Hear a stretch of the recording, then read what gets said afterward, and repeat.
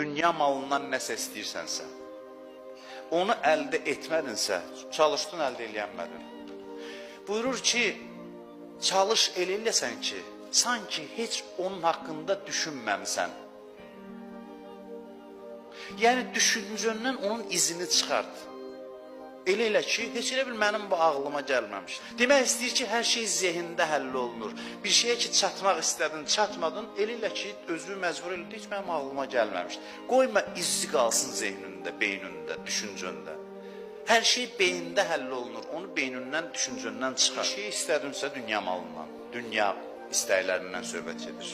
Bir şey istədinsə, istədin də indi, qəlbi hökmələmək olmur ki, ürəyin istədi. Çox da yad eləmə onu. Çünki onun zikri yad eləməyin fikrində olmağı səni xarab eləyəcək, səni həlak eləyəcək. Yad eləmək istəyi artırır. İstək gəldi, çalış əldə eləmək üçün. Çox da etina eləmə amma. Əldə eləmədinsə, qoyma beynində iz buraxsın. Beynində böyütmə, yox bu niyə olmadı, filan, bununla xarab eləyirsən özü. Olmadı. İstəyi çox da zikr eləmə, çox da nəzərindən keçirtmə. Dünyanın gücü çatmır, səni xarab eləsin. Fikrin məşğul olur, o fikir səni xarab eləyir. Düşüncəmizin yüyənini əlimizə ala bilsək, güclü adamıq biz. Allah bizə baxır, bu necə bəndədir? Mələklər soruşur, necə bəndədir?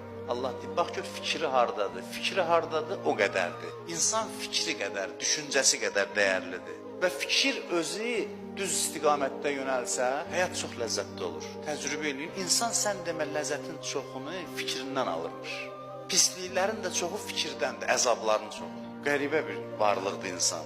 Dünyanın fikri, zikri, ağrı, acı, həsrət gətirir insan. Daxilimizdə olan gözəllikləri böyütmək, artırmaq istəyirsə onlar haqqında düşünək. Sizə vəsiyyət edirəm İmam Həsən.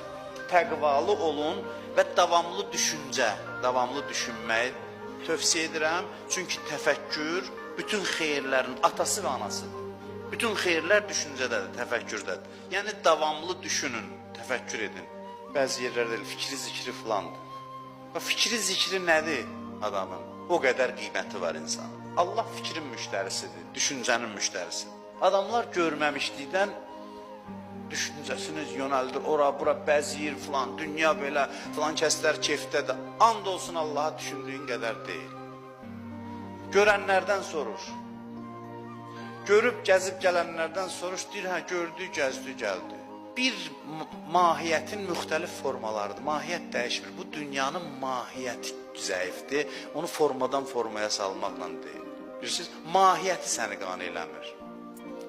Eyni dəmirdən müxtəlif maşınlar düzəldəcək. Bəli, o inkişaf eləyəcək. Amma mahiyyət budur da, bunun mahiyyəti dəyişə bilmir axı. Mahiyyəti dəyişə bilmir. Mahiyyət ki, dəyişmir, sənin çatışmayan cəhətin, bu dünyanın naqisliyi onun mahiyyətindədir, formasında deyil. Forma nə qədər təkmilləşsə də mahiyyət dəyişmir. Cəmaat görməmiş olmasın, amma hünər o adamdadır ki, əldə eləməmiş mahiyyətini bilir. Bir var istifadə edib yorulasan, bir də var elə əvvəldən biləsən ki, görünən kəndə nə bələdçi görsən ki, bu məni qane edə bilməz. Bax, hikmət sahibi budur. Hər şey təcrübə ilə yox, ağılla həll eləyir. Ağılla görür. Allah görsə ki, bizə dünyanı versə, fikrimiz Allaha yönələcək, tez verər. Dünya hacətlərimizin qəbul olmamasının səbəblərindən biri budur ki, 10 dənə maşın verəcək, 11-cini istəyəcəksən. Səni tanıyır da, bilir nə yuvanın quşusan sən, bilir. Sən desə, ilahi, mən filan, o bilsə ki, verəcək və o sənin fikrini məşğul eləməyəcək. Daha da doyacaqsan, deyirsə elə bu, dünya bunun üçün. Amma yox, diqqətin Allahdadırsa, maşını da daha çox sevirsən. Dünyapərəstdən də daha çox. Niyə? Allahın hədiyyəsidir. Əslində Allahı sevirsən. Maşını da, evi də, paltarda, hamısını Allah verir. Məşuqun sənə hədiyyəsidirsə, hər nədirsə, dəyər tapır. Dünyapərəstin fərqi budur ki, onu özünü müstəqil olaraq sevir. Biz nəhayət ki, bu zehniyyətə sahib olaq ki, kimsə bizim fikrimizi nəyəsə yönəldəndə elə bilə bizi təhqir edir, söyür. Bir ən ağır söyüş bizə söyəndə necə hiss edir özümüzü? Sən mənə niyə təhqir edirsən? O ki, sənin fikri özünə lazım olan səmtə yönəldir, and olsun Allaha ki, ən böyük təhqir odur. Ən böyük söyüşdür. Sən mərd ol, kişi ol, qüdrətli ol, güclü ol, dünən yer ged o yana, sən mənə, kimsən ki, sən mənim düşüncəmi oğurlayasan, cibimdən gəlib mənim nəyisə oğurlayanda adam özünü təhqir olunmuş hesab edir ki, sən məni nə hesab edirsən ki, gəlib əlini cibimə salıb çıxardırsan. O fikir oğrularına da deyirən ki, sən məni nə hesab edirsən ki, sən oturub qərar verəcəksən ki, mən nə haqda düşünüm, mən də sürünəcəm sənin dalınca. Fikir belə bir şeydir ki, onu azad buraxanda azad qalmır. Bilirsiniz necədir? Ya sənindir, ixtiyarından çıxdısa şeytan ona sahiblənir. Onu buraxdınsa, axır adam nəsə fikirləşir də gün ərzində. Elə bir saniyə var ki, nəsə düşünməyəsən, yoxdur. Sən ki, öz ixtiyarından buraxdın, şeytan götürür onu, aparır. Nəzarətində deyilsə, şeytan sahibdir ona. Sənin deyilsə, hərzə yerlərə yönəlir.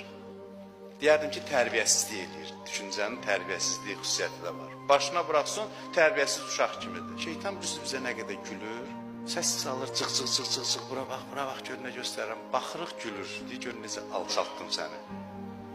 Adam özünə sıxışdırmıyor ki, məni sən idarə eləyəsən bu şəkildə. Ən böyük alçalma budur. Bax, fikri qoyasan kiminsə ixtiyarında.